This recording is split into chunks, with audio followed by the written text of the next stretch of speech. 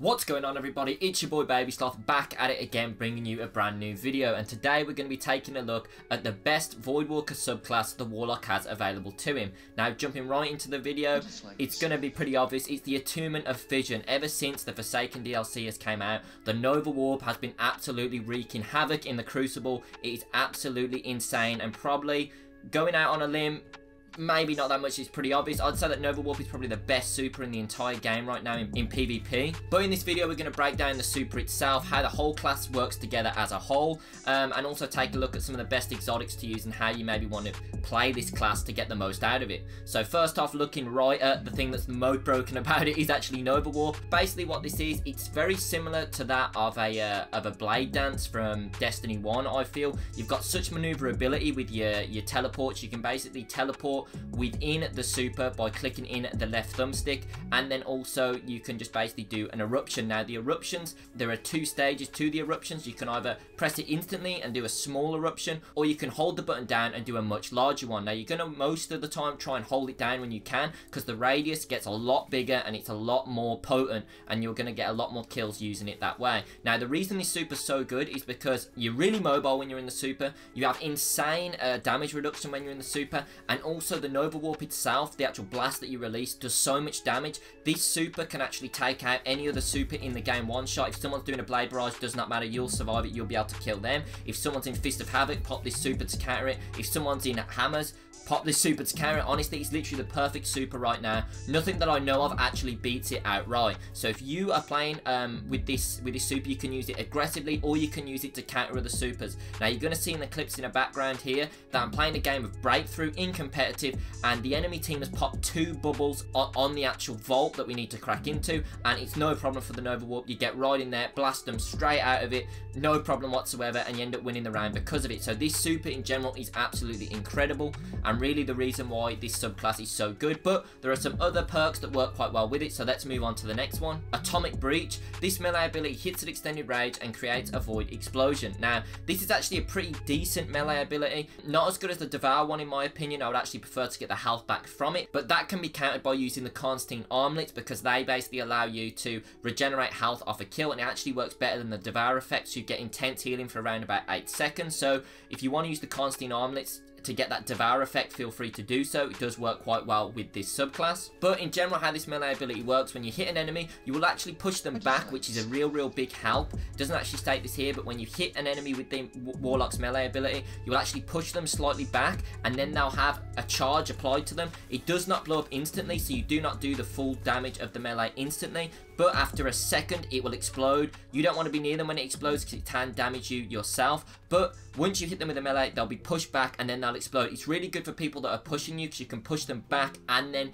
get them to hopefully explode away from you and generate the kill. So it is actually a decent melee ability. Now this is a really nice perk, Dark Matter. What this does is void ability kills grant health and melee, grenade and class ability energy. Now this is really good. It's just a real synergy perk, allows the subclass to tie together nicely. Basically any ability kills that you get, whether it's with your melee, whether it's with your grenade, you're going to basically be able to increase the cooldowns on everything else that you've got. It's relatively simple, but it works really well, and is actually really handy to use on the class. And finally now, the Handheld Supernova. This is another reason why the class is so good. Hold LB to convert your grenade into a short range void blast on release. Now for those of you that have not played with this class yet and have not used the Handheld Supernova, I'm sure you've been killed with it in the Crucible, but basically after holding down the LB burn for around about a second, I'm gonna say, you'll actually see the animation change, so you'll know that the grenade is fully charged, and then you'll release it out. Now the range on this isn't crazy, but it is still decent. So if someone's behind a doorway, you can charge this up, release it into the doorway, and then end up picking up a nice kill. This is an instant kill on any full health Guardian. If they're in their super, it's not an instant kill, but it will take a good chunk of their health off them.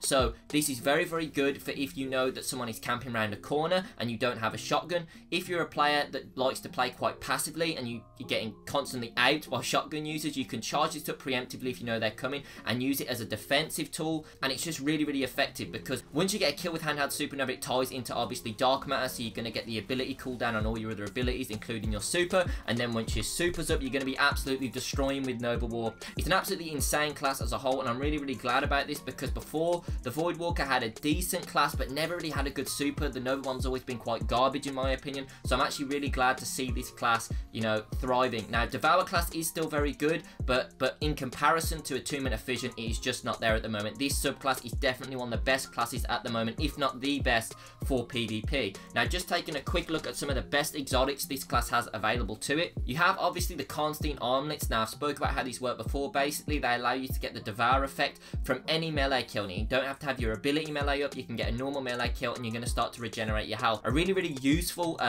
all round, going to come in handy in a lot of occasions. A very, very decent exotic to use. Now, you also have the Nezarec Sin. At the moment, there aren't really any weapons that you can use this with that effectively, but what this does is Void kills increase ability regen. Now, so this ties into the actual Dark Matter perk itself, but also this ties into weapons. So if you have a Void weapon, for instance the Graviton Lance, is still a viable option to run this with. If you get kills with the Graviton Lance, it's gonna reduce the ability cooldown on your super and your ability, so you're gonna be able to get that Nova Warp up even quicker. It's actually quite a fun thing to use, but not optimal at the moment, I would say. Then you have the Ophidian Aspects, always an absolutely fantastic PvP exotic, because they basically improve your whole overall game. You improve your weapon ready speed, you also improve your reload and your melee range. Just really a quality of life exotic in the Crucible. If you're someone that likes to switch out to your shotgun quite quickly, this could be an exotic for you, so definitely one I would recommend. And then finally, the Controverse Hold. Now, this is a new exotic. Now, the Controverse Hold is kind of a interesting exotic. It has multiple things that it does. Now, what the main perk, the perk that people latched onto first when they saw this exotic, was when you get a kill with your Handheld Supernova, you're basically going to get a random amount of grenade energy back. Now, this can be anywhere from almost completely full to literally a tiny bit, and people latched onto that and assumed this gauntlet wasn't actually very good, but they missed one very, very crucial element of the exotic, and that is that you resist incoming damage while charging your Void Grenade. Now, this is insane. The way this works is when you're actually charging up your Supernova for that 1 second, you're basically going to take around about 60% less damage. Now, if you're a good PvP player, you can utilize this so well. Not so just when you're actually charging up the grenade to get a kill, but in situations where you know you're going to be taking a bulk of damage. Maybe someone's rushing you with a shotgun, charge it up, or for instance someone's about to pop a super, charge it up while you run away. Now, a YouTuber by the name Cool Guy has actually done a very, very in-depth video on this, explaining how to use these effectively. Now, I'm not going to go into that much detail here, but I'll be sure to leave a link to his video in the description if you do want to have a look at how to actually get the most out of this exotic if you do own it yourself. If you don't worry about it for now, because we all know Forsaken exotics are just literally starters right now in terms of getting them.